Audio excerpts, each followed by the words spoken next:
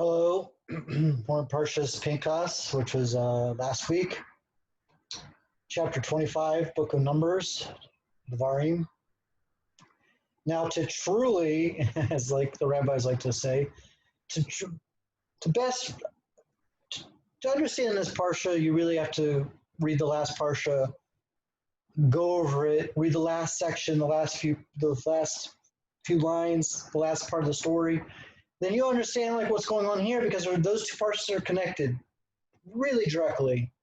Not a lot of parshas. You say, well, every parsha is connected to each other. So some have longer breaks, and some have more breaks, and some seem a little bit more disconnected. But the last one ends, and this one picks up, and the ending and the beginning are definitely connected. And it has to do with this situation where in last week's parsha, the Bilam and Balak hired Bilam to curse the Jewish people, to curse the Hebrews, the Israelites, and he wasn't successful. He tried multiple times to curse, and Bilam tried to curse us, and every time he did, got turned into a blessing. So then, when he wasn't successful, they saw that the best way to get to us would be to send women out, and the women came out. The Moabite Midianite women came out, and there's this huge sex party in the desert. And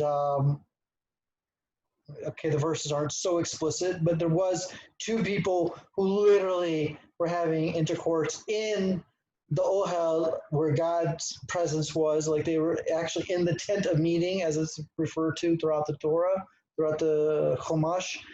And these two people were like actual leaders of each nation, and they were having intercourse. Everyone was crying. There was a plague, and Pinkas comes and he puts a spear right through their areas, their private areas, lower private areas, to be discreet, and he kills them. And then plague stops, and 24,000 people died. 23,000 people died, whatever it was. And now this parsha starts. So you have to really read the last few lines of Parshas Balak. Read the last few sections, what they call maftir. Then when you read this, it like you'll see the connection. Okay, so let's start. So this is aliyah Rishon, first aliyah. Verse 10. The Lord spoke to Moses, saying, Pinchas, the son of Eleazar, the son of Aaron, the Cohen, has turned my anger away from the children of Israel by his jealousy, zealous with a Z, zealousy, which is zealot, avenging me among them, so that I did not destroy the children of Israel because of my zeal. So here it's kana. Kana is like anger. It's really anger. So why did God need to tell that to Moses? Like it says, the Lord said to Moses, like Moses saw what happened. He was there. So why is God? So God's telling him something very, very interesting. God's telling him, I approve of it. This is extremely important to the story to understand. God approved of Pinchas' action, even though it's very tough in our modern mind to accept Pinchas. God accepted it. What more can you say? So God's going to continue. God's going to tell us more. Therefore say, I hereby give him on my covenant of peace. Wow. You know, the Torah, you know, for people, you know, the people who like don't want to believe in the Torah and get angry about the Torah and get upset about the Torah, this is one of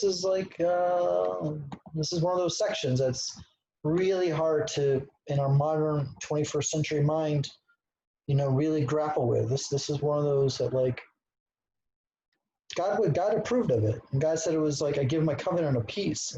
And we have to remember he speared two people, Pinchas. Now, of course, those two people were like in front of everybody, having an intercourse in front of everybody, and people were crying, and there was a plague, and they still were like, you know, like I mean, we try and imagine the situation. We have to really put ourselves in this situation to fully understand what's happening here. And then even then, it's hard, right? Okay, it shall be for him and his descendants after him an eternal covenant of kahuna, because he was zealot for his God and atoned for the children of Israel. But he already Pinkas, so Pinkas wasn't a Cohen. Now he becomes a Cohen, or he was a Cohen. I don't understand this. Okay, the name of the Israelite man who was killed, who was slain with the Midianite woman. So here we're gonna the Torah's gonna name them. This is it, man. This is gonna put it black and white. We're gonna know who they are. This is super important. The Torah doesn't normally go out of its way to do something like this. Okay, this is the name of the man who was killed. Was Zimri, the son of Shalu, the chieftain of the Shimonite patriarchal house. So he wasn't just like a little nobody. He was the head of the tribe of Shimon. Okay, and who was the woman? And the name of the Midianite woman who was slain was Cosbi, the daughter of Zur, a national leader of the paternal house of Midian. So she wasn't just like a random woman. She was their head daughter. She was like their top, she was a top national leader. So see, women, you are mentioned in the Torah. Don't say that women are silent in the Torah and that they're not acknowledged in the Torah. They are, for the good and for the bad, just like the men are. They're not just silent actors in the background. They're actually referred to as a leader. Okay. The Lord spoke to Moses, saying, distress the Midianites, and you shall smite them.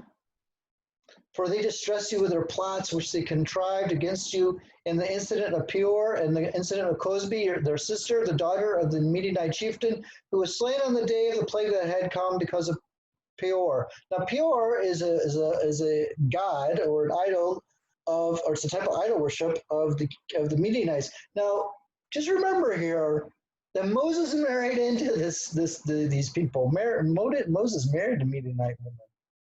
So, like, these two groups of people knew each other, or at least had some kind of connection through Moses. Moses married Yitro's daughter, and Yitro was a Midianite Cohen. He was a priest. It was after the plague that the Lord spoke to Moses and to Eleazar the son of Aaron the Cohen, saying, take a census of all the congregation of the children of Israel from 20 years old and upward, following their father's house, and all that are fit to go out to war in Israel.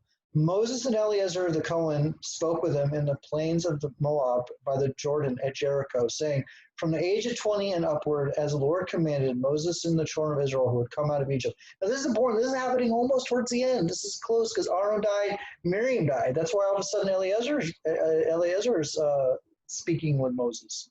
Aaron's dead. This whole story happens after Aaron died and Miriam died. So Aaron's not around anymore. So that's why Eleazar gets this joint with Moses. It's not Moses and Aaron anymore. Now we have to do accounting. Now there was a plague, so it's important to count. And also we're about to get into Eretz Israel. And we're gonna have battle, so we need to know who's old enough to fight in the army. So there's like a few reasons to do the census, and it had been a while since the last one. And that ends the first aliyah.